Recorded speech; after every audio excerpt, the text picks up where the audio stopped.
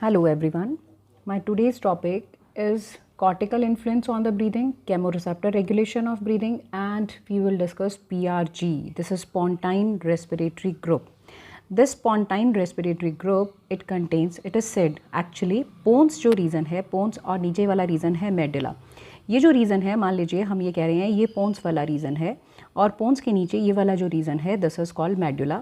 और मेडुला में आप जानते हैं दो कलेक्शन ऑफ न्यूरॉन है, one is called VRG and the second is called DRG. This is dorsal respiratory group and this is ventral respiratory group, जिसके बारे में हमने फोर्सफुल और नॉर्मल क्वाइट ब्रीदिंग में बात कर ली थी.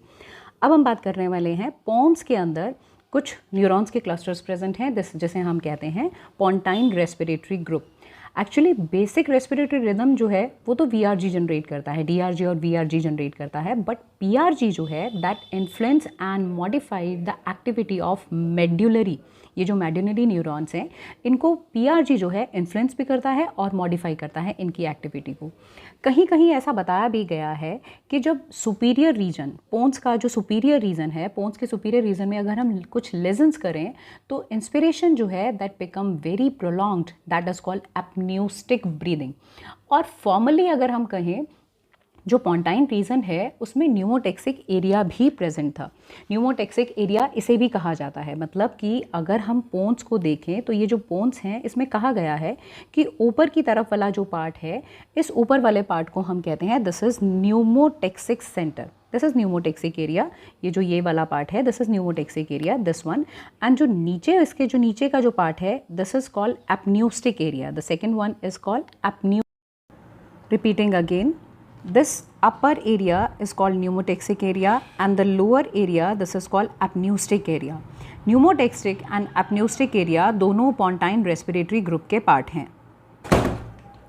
जनरली तो PRG के लिए कहा जाता है कि ये ट्रांसमिट करता है इम्पल्सेस टू VRG और ये इनपुट को मॉडिफाई करता है, जैसे कि ब्रीदिंग रिदम को कि ड्यूरेशन, जैसे हम अगर ये कहें कि इनपुट मॉडिफाई करता है तो कब करता है, ब्रीदिंग रिदम को भी मॉडिफाई करता है, कब करता है, तो आप बताएंगे कि ड्यूरिंग कुछ एक्टिविटीज़ लाइक स्लीप है, एक्सरसाइज है, उस कंडीशन में PRG जो है वो ब्रीदिंग रिदम को कुछ मॉडिफाई करवाता है. अब अगर हाइपोथेटिकली हम देखें तो इसमें एक सेंटर बताया गया है that is this one is apneustic. Yes, some books are telling that apneustic centre is actually hypothetical. जो है इसे स्ट्रेन सेंटर कहते हैं, एपन्यूस्टिक सेंटर. ये वाला जो सेंटर है apneustic centre and this is located in the lower part of pons. The function of this centre is not well understood but is thought that it operates in association with the pneumotaxic centre. ये जो अपर centre है उसके साथ association में काम करता है. इसी वजह से जैसे मैंने आपको बताया कि इंस्पिरेशन जो है वो थोड़ा सा प्रोलॉन्ग हो जाती है जिसे हम एपन्यूस्टिक ब्रीदिंग कहते हैं. और अगर हम ऊपर वाले रीजन की बात करें न्यूमोटेक्सिक सेंटर की तो it is located in the dorsal part of the pons और इसका जो फंक्शन है न्यूमोटेक्सिक जो सेंटर है it is primarily to limit the inspiration. In other words, you can say the pneumotaxic center जो है that can moderate the function of respiratory rhythm center. Pneumotaxic center जो है वो respiratory rhythm center मतलब कि जो हमारे मेडुला में प्रेजेंट है ये उसके रिदम को, उसके फंक्शन को pneumotaxic center जो है ये मॉडरेट कर सकता है. और pneumotaxic center जो है इससे जो न्यूरल सिग्नल्स आ रहे हैं that can reduce the duration of inspiration. देखिए अगर रिड्यूस हो जाएगी ड्यूरेशन ऑफ इंस्पिरेशन तो हम कह सकते हैं कि रेस्पिरेटरी रेट भी अल्टर हो जाएगी. अगर ड्यूरेशन कम हो जाएगी तो रेस्पिरेटरी रेट जो है वो इंक्रीज़ हो जाएगी. और केमोसेंसिटिव एरिया जो है उसके अलावा, अब यह हम बात कर रहे थे पोंटाइन रेस्पिरेटरी ग्रुप की, अब हम बात करते हैं regulation of the respiratory centre. Respiratory centre की रेगुलेशन की अगर बात करते हैं तो वहाँ पर कई तरह के रेगुलेशन है. वन इज़ कॉल्ड कॉर्टिकल जिसे हम वॉलेंट्री कंट्रोल ऑफ ब्रीदिंग भी कहते हैं, जो कि आप अपनी इच्छा अनुसार जैसे कि आप चाहें तो अपना ब्रीदिंग रेट बढ़ा सकते हैं, घटा सकते हैं, ठीक है, बढ़ा सकते हैं, जैसे कि हम फोर्सफुल इनहेलेशन एक्सहेलेशन इंटेंशनली भी करते हैं. Chemoreceptor regulation of breathing which I am going to explain you. Proprioceptor stimulation of breathing, each and every part we will discuss in detail. Let's see. In very simple and few words, I would try to explain you the cortical influence. देखिए cerebral cortex जो है that has connection with the respiratory center, always have. We can voluntarily alter our breathing pattern.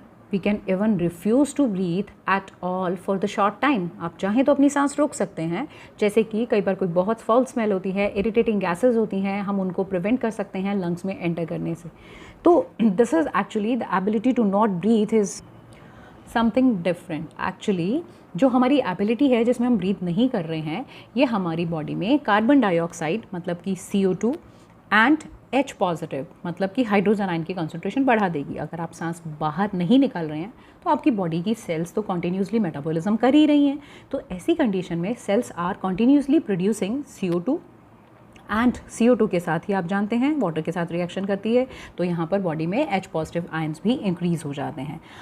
In this case what will happen, अब आप चाहें या ना चाहें, अगर आपकी बॉडी में CO2 और H पॉजिटिव अगर ये इंक्रीज़ हो रहे हैं तो एक सर्टेन लेवल तक तो आपकी बॉडी इसे बेयर करेगी, बर्दाश्त करेगी। लेकिन जब ये ज़्यादा हो जाएगा और आपकी बॉडी के अंदर ये CO2 ज़्यादा, partial pressure of carbon dioxide ज़्यादा होने लगेगा, तो DRG न्यूरॉन्स जो हैं, जो कि मेडुलरी रेस्पिरेटरी सेंटर में हैं, उन्हें स्ट्रांगली स्टिमुलेशन मिलेगा। एंड नर्व इम्पल्सेस जो हैं वो फ्रेनिक और इंटरकॉस्टल मसल्स के पास आएंगे, उन्हीं की नर्व्स के थ्रू, और ब्रीदिंग रिज्यूम्स हो जाएंगी, चाहे हम चाहें या ना चाहें, मतलब कि वेदर यू विश और नॉट, आपकी ब्रीदिंग रिज्यूम हो जाएगी, आप नहीं रुक सकते। एक्चुअली इसीलिए कहा जाता है it is impossible for the small kids to kill themselves by voluntary holding their breath. अगर हम इस तरह से करते हैं, अगर हम अपनी ब्रीथ रोकते हैं, तो हमारी बॉडी में अगेन सेम थिंग कि partial pressure of carbon dioxide and hydrogen ion they will increase. और ऐसी कंडीशन में हमने अपना रास्ता बंद किया हुआ है, नहीं आ रही है ब्रीथ अंदर, हम इवन ऑक्सीजन नहीं ले रहे हैं, तो ऐसी कंडीशन में लॉन्ग इनफ टाइम पे ये धीरे धीरे आपको फेंटिंग की तरफ ले जाएगा। और जब आप फेंट हो जाएंगे तो आपका हाथ जो है, बच्चों के लिए कह रही हूँ या किसी के लिए भी, आपका हाथ आपके नाक से हट जाएगा, आपने जहाँ से ब्रीदिंग रोक रखी थी, और इस अनकॉन्शियस सिचुएशन में हमारी ब्रीदिंग रिज्यूम हो जाएगी। तो हमारी कॉन्शियसनेस लॉस्ट हो गई लेकिन ब्रीदिंग रिज्यूम हो जाएगी, क्योंकि ये जो है, जो मैं बात कर रही हूँ, this is the cortical influence of the breathing. आपके ब्रेन सेंटर से ये इन्फ्लुएंस आपके इस रेस्पिरेटरी रिदम सेंटर को मिलता है। नेक्स्ट हम बात करते हैं, this is the chemoreceptor regulation of breathing. The chemoreceptor regulation of breathing, कुछ केमिकल स्टिमुलाई जो हैं दैट मॉड्यूलेट कि हम कितना क्विकली या डीपली हम ब्रीथ करते हैं। रेस्पिरेटरी सिस्टम जो है वो कोशिश करता है कि आपकी बॉडी में CO2 और ऑक्सीजन जो है वो उनका लेवल मेंटेन रहे। हमारी बॉडी में कुछ सेंसरी न्यूरॉन्स हैं जो कि इन सेंसर्स, मतलब कौन से न्यूरॉन्स हैं जो कि रिस्पॉन्स करते हैं केमिकल चेंजेस पर, उन्हें हम कहते हैं chemoreceptors. Actually, receptor word is related to those sensory parts जो हमें environment में होने वाले changes को detect करवाने में help करते हैं। तो जैसे ही आपकी skin भी एक receptor है, ठीक है, लेकिन वो टच को फील करती है, तो that is also receptor. So chemoreceptor, I am talking about internal receptor जो आपकी बॉडी में है और रिस्पॉन्स करते हैं केमिकल चेंज पर। अब केमोरिसेप्टर जो हैं दो लोकेशन पर बॉडी में है। ये लोकेशन जो है एक हमारी बॉडी में हमारे सेंट्रल नर्वस सिस्टम में है, जिन्हें हम कहते हैं central chemoreceptor. Let me explain you, there are two types, not types actually, based on the location, not types, this is based on the two location पर ये present है। अगर हम location के बेस पर इसको type भी कहें तो ये location के बेस पर है। one is called central and the second one is called peripheral। दो तरह के केमोरिसेप्टर्स हैं। सेंट्रल केमोरिसेप्टर्स जो हैं दे आर लोकेटेड इन और near the medulla oblongata and they are present obviously in the central nervous system and they respond to change in the CO2 and hydrogen ion concentration, ठीक है, और या फिर हम कहें कि partial pressure of CO2 and hydrogen ion concentration. और ये कहाँ पर चेंज होगा, तो मतलब ये तो आपके सेंट्रल में, मतलब कि आपके ब्रेन में, सेरिब्रोस्पाइनल फ्लूइड में भी हो सकता है, मेडुला में भी हो सकता है, मतलब आपके सेंट्रल नर्वस सिस्टम में अगर होगा तो ये chemoreceptors, central chemoreceptors, they will detect that. And the peripheral chemoreceptors, they are present in the peripheral nervous system and they are sensitive to change in the, again same thing, partial pressure of carbon dioxide and partial pressure of oxygen and of course the third one is hydrogen ions।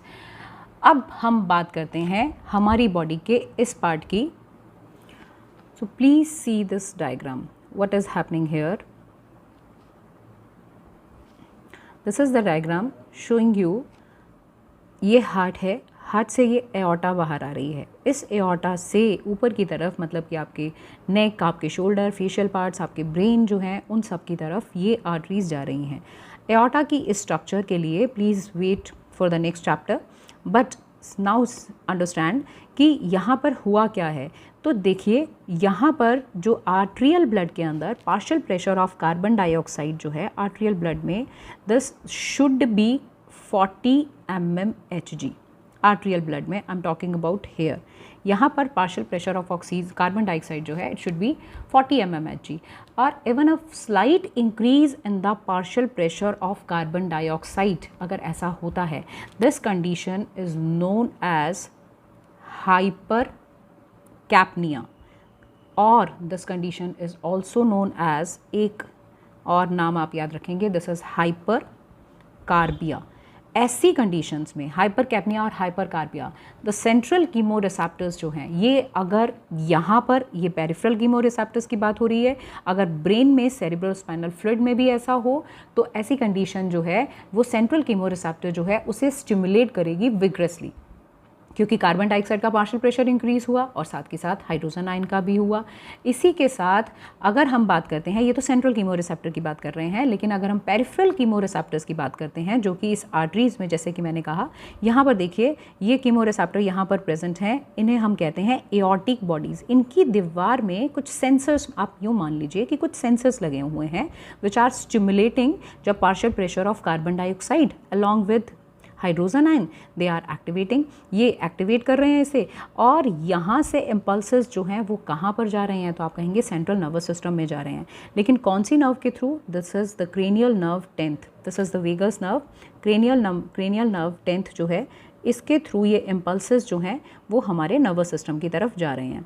अब उसके अलावा यहाँ पर this is carotid arteries, carotid artery में उनकी दीवार में फिर रिसेप्टर प्रेजेंट हैं, those are called carotid bodies. Carotid bodies से जो नर्व जा रही हैं, this is 9th glossopharyngeal, this is 9th nerve, glossopharyngeal branch जो है, जिसके बारे में हम नर्वस वाले सिस्टम में पढ़ते भी हैं। तो ये जो इम्पल्सेस यहाँ तक ब्रेन तक पहुँच रहे हैं, ये ब्रेन की एक्टिविटी को, मतलब ब्रेन की यहाँ पर DRG की एक्टिविटी को ये थोड़ा सा इन्फ्लुएंस करेंगे, and they will cause DRG to become highly active, DRG to become highly active and increase the rate of breathing, rapid and deep breathing, so that is called hyperventilation. This is called hyperventilation.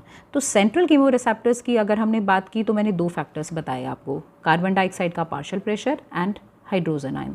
लेकिन अगर peripheral कहें तो peripheral जो है उसमें carbon dioxide का partial pressure and hydrogen are the main, and oxygen is actually quite insignificant, क्योंकि oxygen के पार्शियल प्रेशर जो है वो नियर अबाउट 95 और 100 mmHg इन आर्ट्रियल ब्लड।